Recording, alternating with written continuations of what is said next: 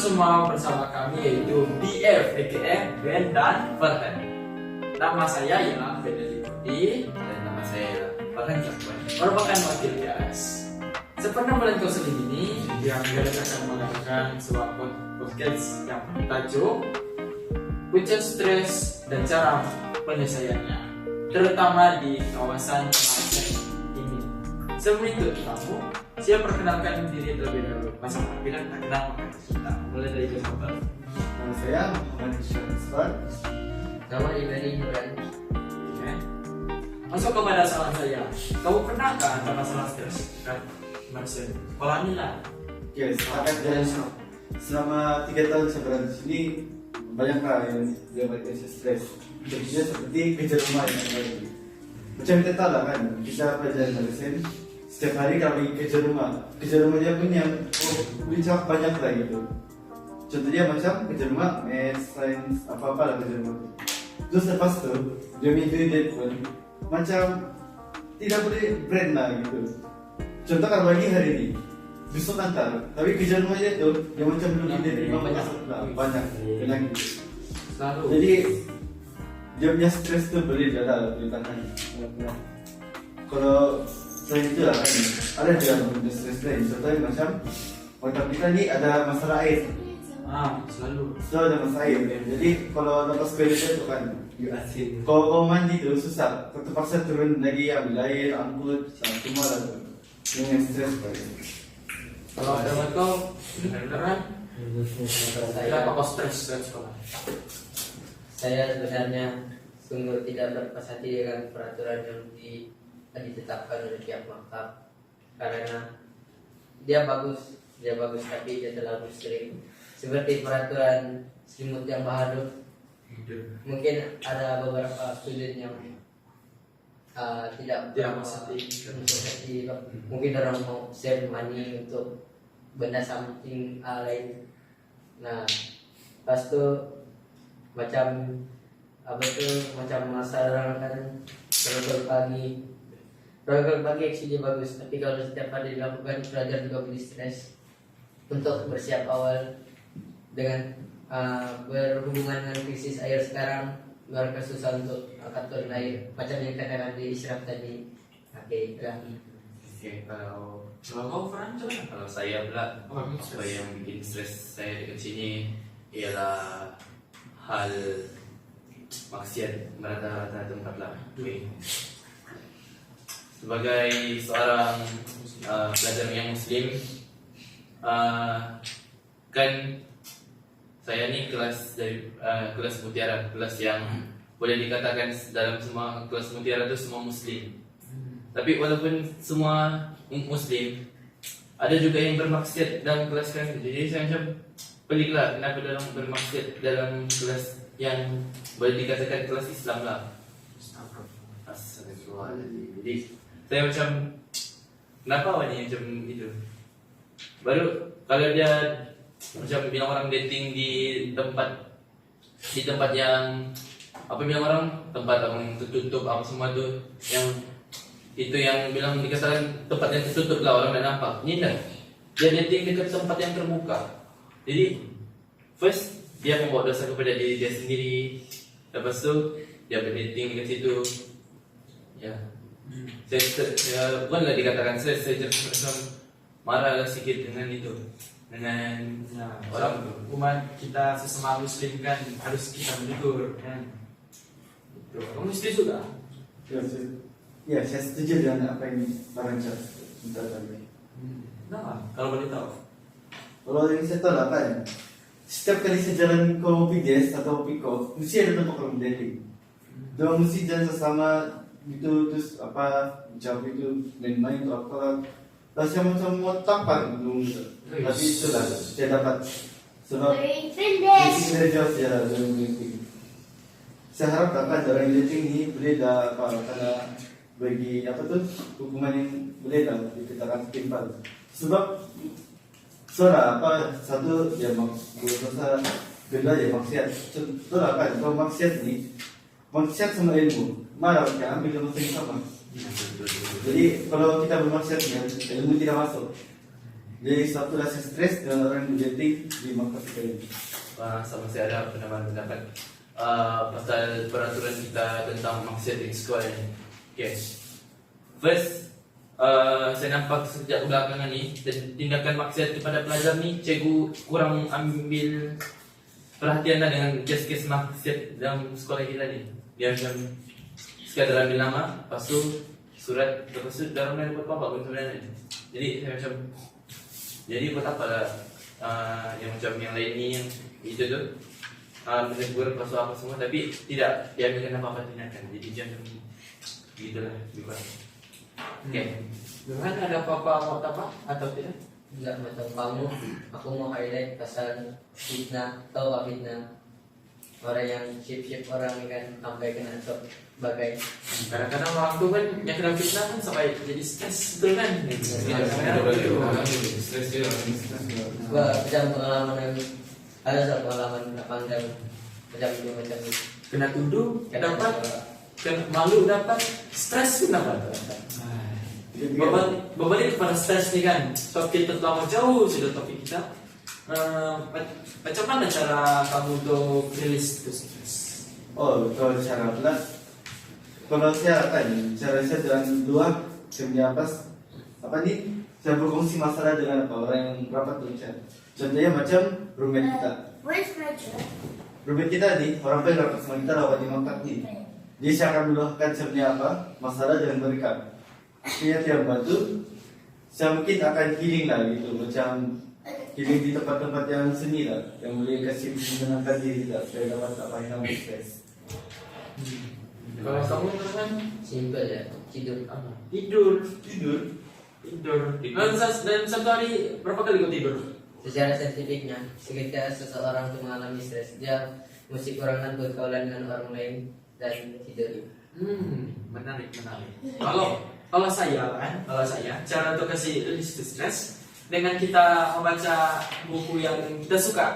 Dan semestinya tuh mau majalah atau komik Just lebih bagus kita baca Al-Quran kah, itu Alkitab. Nah, so kalau membaca ini kan macam kita nak guna banyak tenaga untuk kita bergerak aktivitas. Macam kita membaca buku yang kita suka, macam otak kita lagi macam wow gitu. Paham kan maksud saya? Macam yang kau baca diam-diam gitu. Bisa kau macam syok sendiri gitu. Kalau Faras, cara untuk Cara saya, cara rilis stres sebenarnya ada berbagai juga cara. Salah satu cara yang saya amalkan untuk hilangkan stres, saya keluar berbelanja dengan saya punya kawan. So dia lebih meninggalkan shopping dengan kawan. So bila aku keluar sama kawan gue ni, dia macam kamu lepak mama, kamu lepak dekat mana-mana ada kedai yang macam itu. Contohnya macam hari itu saya lepak dengan kawan saya dekat rumah aku. Dia macam kau sambil kau makan, kau sambil boleh bercerita pada kau apa yang kau stres, apa yang kau itu. Jadi secara otomatik kau boleh luahkan perasaan hati kau dengan kawan kau. this. Jadi ada apa-apa tambahan? Kalau tambahan, mungkin ada cara lain juga, contohnya macam bermain game. Main game. Sampai kita berapa stres akan belajar, jadi kita mesti ada hiburan. Tapi hiburan itu pun lebih juga. Contoh macam komen game tu boleh, tapi jangan terlalu. Sebab kita perlu ada timetable buat masa sendiri. Jadi dalam masa tu mungkin kita boleh contoh pagi tu mungkin kita belajarkan biasa. Kalau petang sebenarnya tu kita mungkin boleh belajar ataupun macam saya buat lah, saya stay di bilik main game, kasih hiburkan diri supaya boleh dengan stres. Okay. Pasal topik tentang game ni kan, apa kata kamu huraikan dengan lebih mendalam tentang topik game? Okay. Macam mana kalau orang yang gunakan game itu untuk hilangkan stres, tapi dia makin stres. Macam contohnya ada kawan saya, dia main ML, lepas tu dia push rank, tapi dia dah dapat naik apa-apa pun rank. Dia macam stay dekat situ je, dia stay dekat rank yang sama. Lepas tu dia pun jadi stres. Jadi macam mana kita mau hilangkan benda tu? kalau saya akan macam main ML tuh itu kan game online. Game online sebenarnya stres sebab kau jumpa orang yang kau tahu lah kan. Tidak berapa kali main. Tapi saya sebenarnya bukan main game online, saya main game offline. So game offline ni kau boleh juga apa? Game offline dia macam boleh dia bis apa sebenarnya lebih itulah kenapa boleh apa? So, dia stres kalau main game offline. Kalau game online ni dia stres sikit sebab kenapa? Satu faktor internet kau. Mungkin time kau main game tu dia tiada internet, hilang apa? Lain. Jadi dia boleh buatkan kau lagi tambah stres. Tapi kalau saya main game offline. Contohnya macam Minecraft ataupun game-game gitu. Oh, Nurhan setuju kan main game? Bagi saya main game perlu diterima juga. Tapi saya ada cara lagi efektif Apa? beribadah. Beribadah subhanallah.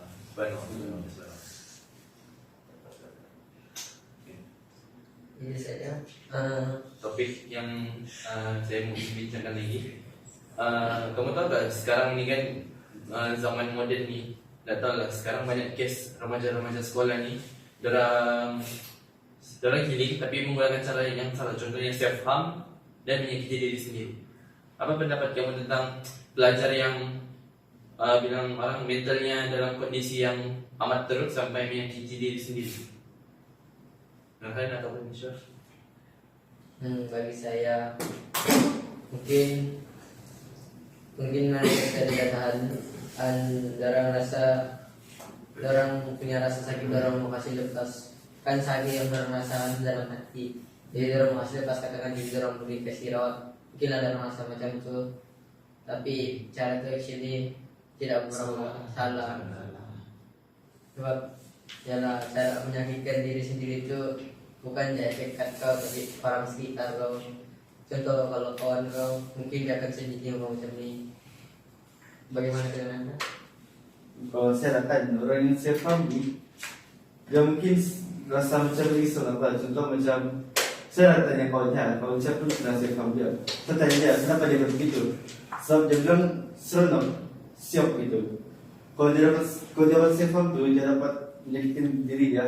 Dia boleh kasi hilang stres dengan cara itu. Tapi saya rasakan cara itu salah. Kenapa? Satu, kau menyakitkan diri kau. Kedua, kau menyusahkan diri kau sendiri. Kau boleh menyusahkan orang lain juga. So kenapa? Kalau kau cederakan diri, kau boleh pergi ke hospital.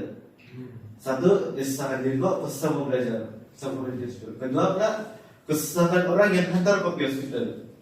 Jangan terpaksa tunggu kau dirawat gitu. Jadi orang yang self-harm ni mungkin dia bagi saya lah, orang yang self-harm ni perbuatan yang tidak baik untuk menghilangkan stres. Kamu ni? Bagi saya tentang orang self-harm macam tak bagus lah gitu. Macam yang Nurhan sama si Ishraf cakap, menyakitkan diri. Menyakitkan diri itu sudah sakit, itu sudah stres, itu sudah self-harm. Stres dapat, sakit pun dapat. Lepas tu apalagi kalau dia macam potong-potong tangan jam tu kan, kalau terkena berat kan lagi bahaya gitu. Bisa mati. Nah, betul. Jadi orang-orang yang begini kita patut apa? Rawat. Bukan rawat. Kita mau bagi sekadar nasihat pun tidak masuk juga kenalan. Kita mesti berkawan main double, selalu berinteraksi dengan dia untuk selalu melakukan apa-apa aktivitas lah, biar dia tidak rasa kesunyian.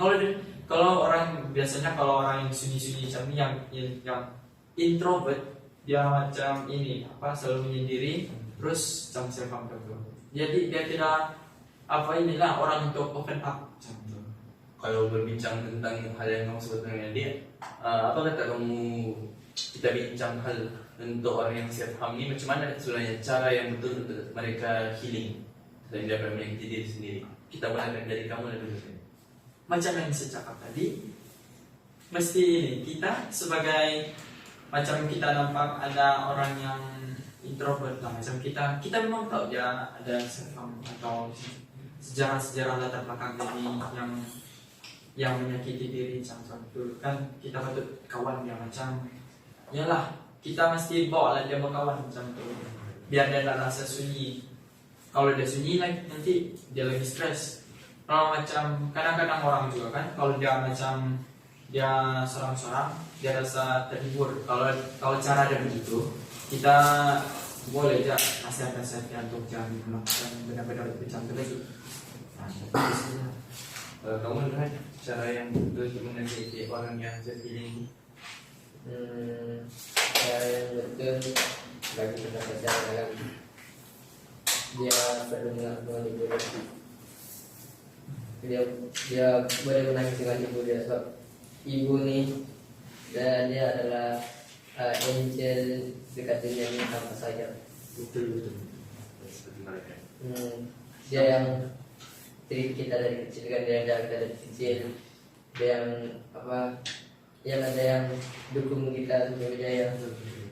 Jadi bagi saya kan dia patut healing dengan ibu dia. Tanpa orang tua kita tidak ada apa-apanya. Oke. Baiklah, kalau saya harapkan cara kita untuk kawal dengan Stefan ini, mungkin kita boleh bagi dia bimbingannya. Kita bercakap dengan dia dengan cara yang baik. Kalau dia masuk juga, kita terpaksa jadi orang yang pakar untuk Jangan berkonseling untuk berikan konseling kepada mereka. jadi mungkin mereka akan sadar bahwa perkara tersebut salah dan tidak boleh dilakukan. Jadi kalau orang tetap jangan melakukan, saya mungkin akan berkawan dengan mereka lah. Tapi kalau tidak terus juga saya tetap berbuat. Jadi paksa repot pada guru-guru. Jadi kesimpulannya dari semua yang kita bincangkan, semua orang sebenarnya mempunyai stres, tapi yang penting adalah bagaimana cara kita untuk mengurangi dan mengawal stres yang kita ada dengan baik. Apabila kita mengawal stres kita dengan baik, sudah tentulah hidup kita akan lebih harmoni dan terhindari dari dalam. Setuju kan? Setuju. Jadi nampaknya masa sudah mencuri. Jadi kita tamatkan sesi kita. Oke. Terima kasih.